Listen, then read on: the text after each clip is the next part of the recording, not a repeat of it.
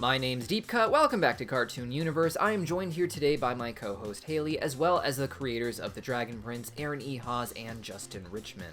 In addition to this interview with the creators, we're doing a live stream Q&A with the cast of The Dragon Prince right here on Cartoon Universe. The stream will be on November 26th at 1 p.m. Pacific Standard Time, and as always, the stream will be available to watch on the channel right after. To celebrate, we are selling autographed prints from your favorite voice actors. You can pick out the art you love the most, get your favorite voice actor to sign it, and even see them do it live in their own stream. Joining us for the stream and available in the Streamily shop now, we have Paula Burrows as Rayla, Raquel Belmont as Claudia, Jason Simpson as Lord Viren, Jesse Inokalia as Soren, Nicole Oliver as Zubeia, the Dragon Queen, Adrian Petru as Gren, and Ben Collins as Terry. Coming to the shop soon should be Sasha Rogen as King Ezrin, Jack DeCina as Callum, and Luke Rodrigue as King Harrow. All of these talented actors should be joining us on November 26th at 1 p.m. Pacific Standard Time for a live stream Q&A right here on the channel. On December 3rd, they will also have an additional group live stream where they will be signing these prints for you to see, as well as additional streams on their personal social media accounts throughout December where they will finish signing them.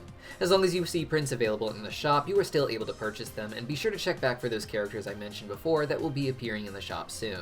And now, on to the interview. So I wanted to start out with like a kind of a opener question here to like really just get to know what you guys were really focused on in the season. Season 4 is the beginning of a second arc for the series. What seeds were you guys most excited to plant for this season that future plots will grow from that you think fans should pay attention to? I mean, I think a lot of this season is about bringing Erebos from the background and kind of the secret underbelly of ancient kind of Zadian conflict into the forefront, right? So, I mean, he's sort of been put away. He's literally been tucked away in some mysterious place we don't know where. People have heard whispers. If you've been around long enough, you know something. I mean, think about when Viren first is interrogating Runan and saying, hey, what's the deal with this mirror? And he's like, you know, he basically is like, I'd rather die than tell you, because he knows that Erebos is that much trouble. And so these kind of older seeds are now kind of being brought out as like, okay, actually this ancient mythical conflict might actually be coming to the fore as a real today in the world, you know, thing that's happening. And so that's what this is the beginning of, realizing, I think, that there are forces that have been put in motion to try to free Erebos, and realizing that, like, you know, Zubeia is like, oh, wow, this is a problem I thought we solved hundreds of years ago, and maybe it isn't, and this is a problem. So that's kind of the big thing that season 4 is supposed to establish, along with, I think, resetting where these characters are and where their personalities are in their conflict. So that's the goal, is to have kind of a big act 1 of this arc, I guess. 104, I'm looking forward to. What about you, Justin? Do you have anything you want to add on to that? No, that's spoilers. So, no. Caught us again. Here's a fun one. Are Ezrin's empathy powers getting stronger? Did they grow over the years? He seems to now even he can even taste what Zim tastes.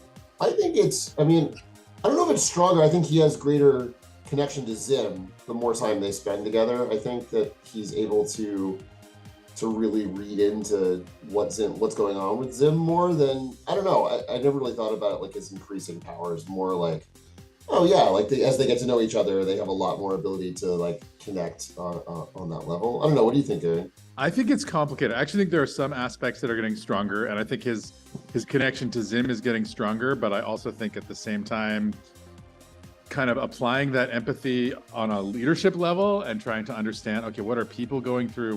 What do they need? In a way, takes away from the childlike, almost, you know, magical empathy he had. It hasn't contradicted it. He can still talk to animals and things like that. But I think he's growing up a bit, and he is starting to apply that empathy, you know, in a leadership way. Awesome. Yeah, one of my favorite scenes was when, you know, Ezrin saw through of Zim's eyes, but he couldn't see anything because it was black. But then he just shows up with his arm on putting his arm on Ezrin, and that was so funny and cute. So as you guys know, I'm a big Soren fan, and I found it, I mean, I loved him this season. He was great. I loved his new design. But I did find it a bit shocking that despite the reaction Soren had from seeing his father was actually alive after he thinking he'd been dead for 2 years. Like he was, absolutely shocked when he saw him because he was telling Claudia, he's dead, get over it. He's been dead for 2 years. But despite that, we didn't really get to see Soren and Viren interact this season. Was there nothing they had to say to each other, or is there a scene you guys left out? Or, yeah, I'm just wondering about that. I think it's very fair to yearn for that and want that, the satisfaction of whatever happened between them. Yeah, I imagine there was something. I don't know how it played out exactly, but we will see. I think I can say this. Yes, we will see more of their relationship play out in the future. For the storytelling of season 4, some of it was we see that gang and Soren has now kind of been brought into it, and then we leave them, right, for a little while. So sometimes you make storytelling choices that you're following one group because of the surprise that Claudia gets there and things like that. So, but I think their most meaningful interactions are to come. And I also wanted to bring up Terry, of course, because he was an excellent addition to the cast, and it was really fun to get to really know him after all these years of you mentioning him, Aaron. And he's still so interesting to me as an Earthblood elf who hangs out, with 2 dark mages.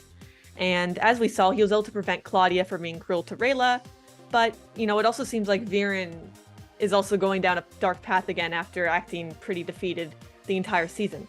So how is he going to deal with both of them now? Will he start questioning things, much like Soren did? I think it's complicated.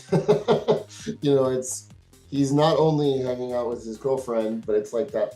There's still this complicated dynamic between, his girlfriend and her father, right? Just like on a normal emotional level, forgetting the fact that they're also like potentially dark mages, or they are dark mages and may have different moral standards about some stuff than Terry might. So I think he's trying to figure all of that out. There's definitely a lot more to come with the 3 of them, obviously, in the coming seasons. And but I think I love Terry, and Ben is an amazing actor who plays Terry and really does an amazing job with Jason and Raquel. Like that whole crew is just great. I mean, we would come out of the records and just be like, oh my God, that was amazing.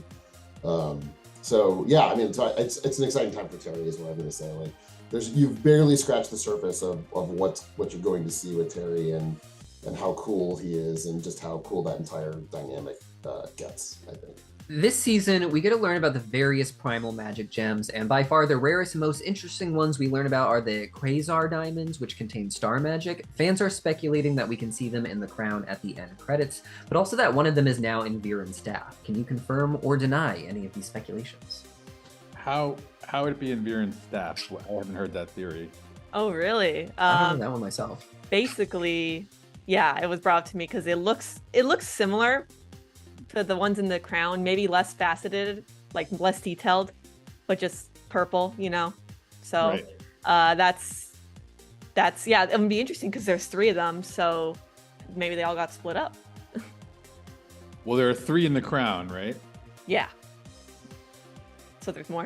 Yeah, we'll learn more about the crown next season. So awesome. Some of it is going to take time, but yeah, we put it in the credits because that is something we'll find out more about, and we wanted people to start wondering about it. So it's called the Corona of the Heavens, and we'll find out more about it. It was very interesting to learn that Kareem was in a relationship with a member of the Six Horns, Miana. And will we learn more about the other members of the Six Horns, or do you want to keep their identities a mystery for the future, for forever? I don't think we can talk about the other horns. I mean, the horns continue to play a role, and obviously, it's interesting. There's a scene that we had to trim for time that was Miana and Kareem.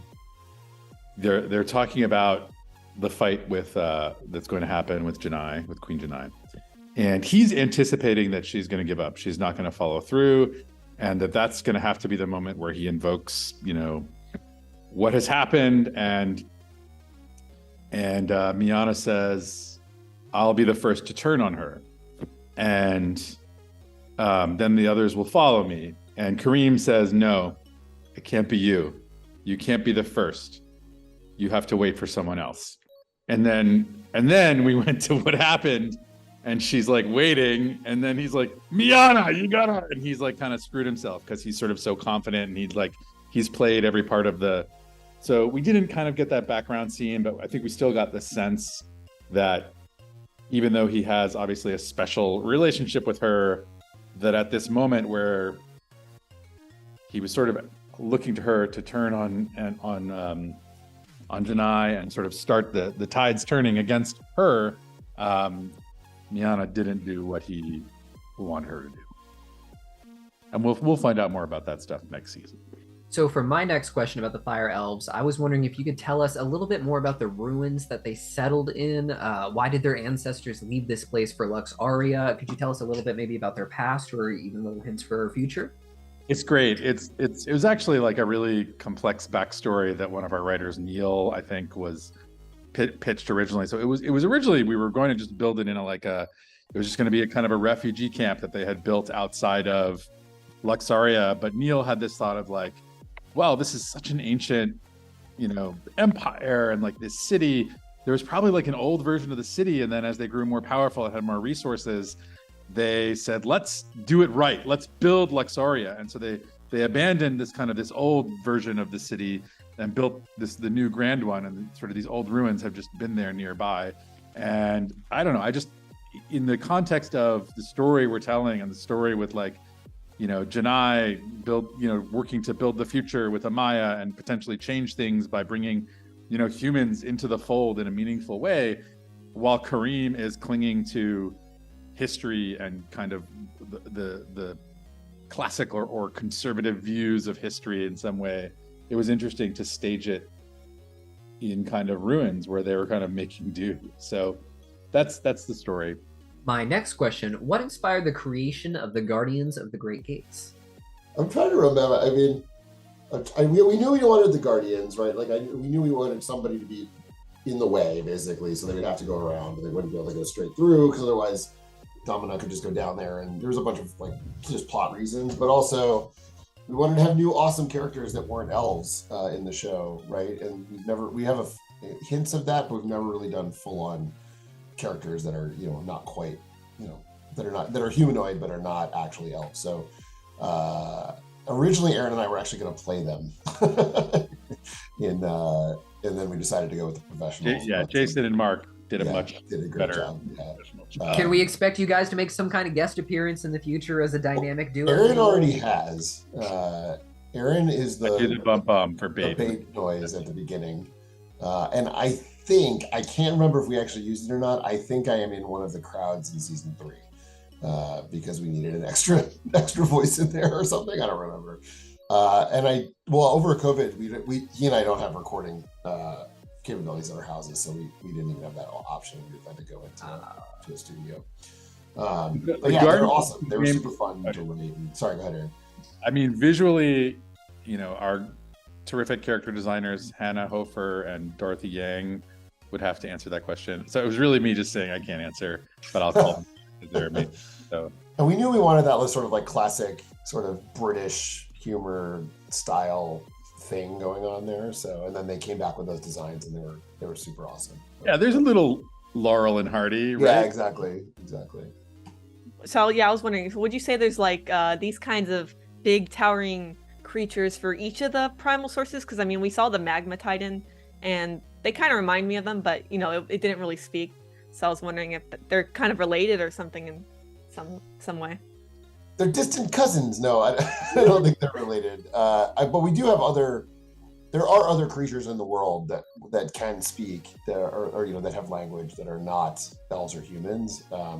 There's some of them show up in the game that we're making, honestly.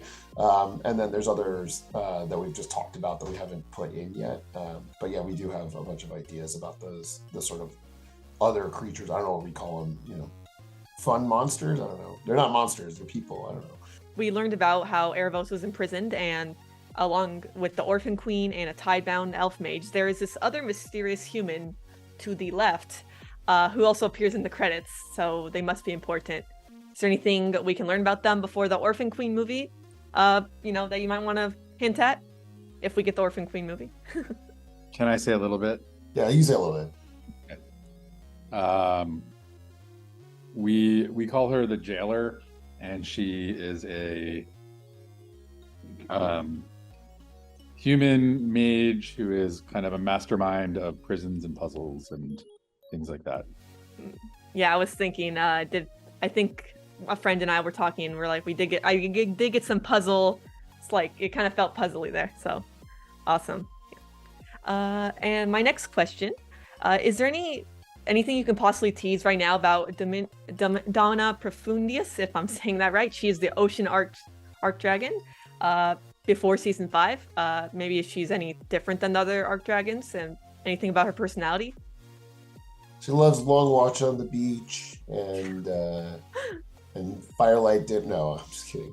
No, she's an ocean dragon. Was her name said, or did we say her name? How did people know her name? Tails is 80, I'm pretty sure. Oh, okay. Yeah. Yes, Tails is 80. I think it was Tails 80, and I think we said it in one of the panels also. I can't remember.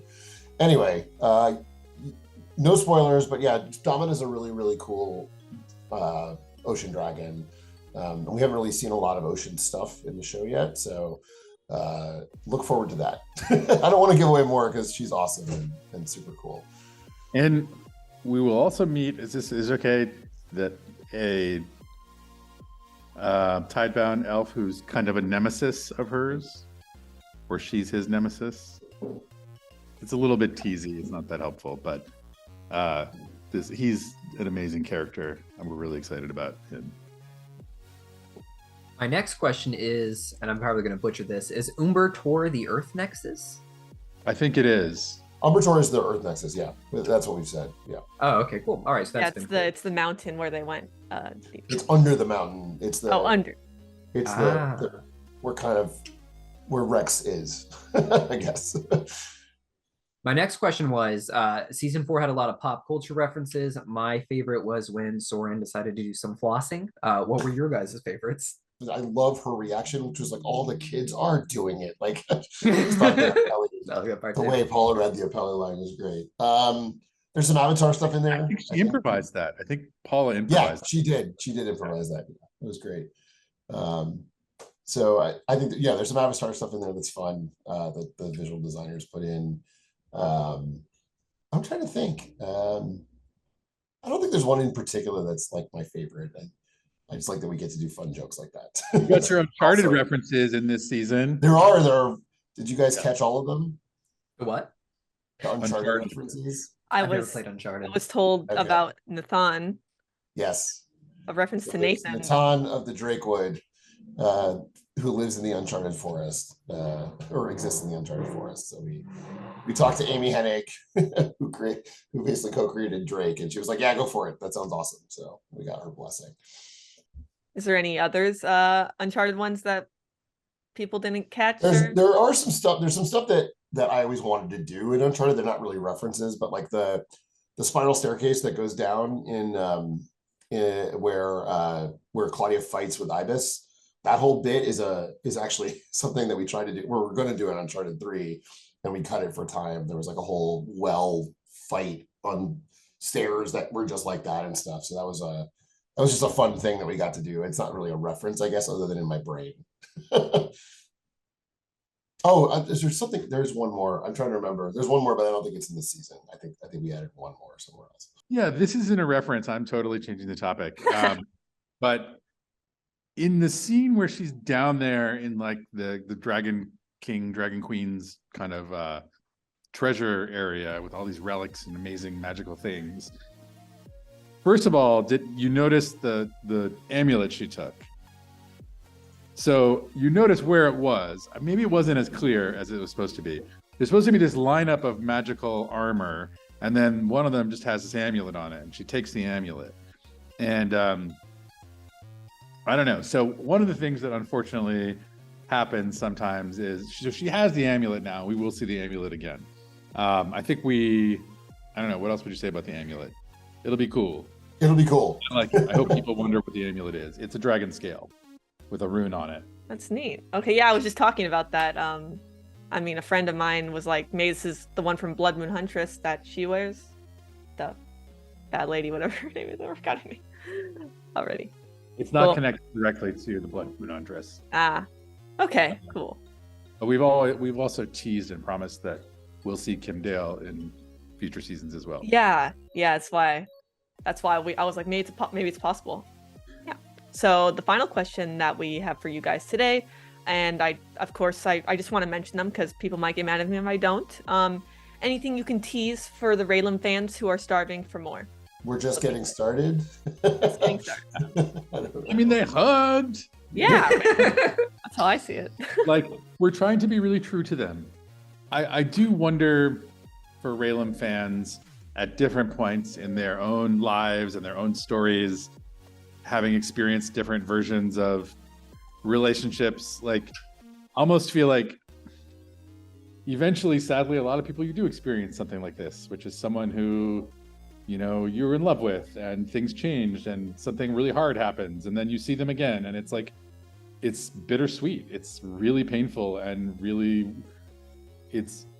I'm sure Callum on some really deep level, I mean, he is at the end, he's like, I'm so happy you came back. And like, but he's been through a lot of pain missing her. So, I mean, the tease would just be that I think he has definitely crossed over the point where he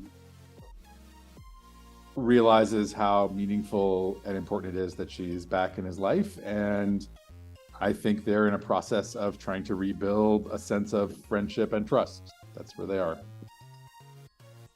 Yeah, But some people want it to happen faster, and that's not, just not the natural reality of their relationship, is that they're not just, you know, conflicting it hard. Their relationship is becoming stronger in a lot of ways, even if it's not romantic. All right, well, these are all the questions we had for you guys today. Thank you so much for coming back to the channel again. Congratulations on season 4. And maybe a little question, is there any hints on when we might get volume 5? Everything, the machine is built, the crew is building the episodes. In fact, it's sort of like, you know, a lot of it is like season 4 is like turning all the parts on again and getting people back in. And like by sort of season 5, like it's well oiled, things are moving well. So I can't make any promises, but nothing like before, much more regular cadence. And I think that, I think they're getting stronger and stronger. I think the story is going to be fantastic. I hope people are excited for what's coming next, because the episodes we're seeing are turning out beautifully and there's great work happening. I look forward to seeing them. I bet HAILEY and the audience do too, of course. Thank you both once again.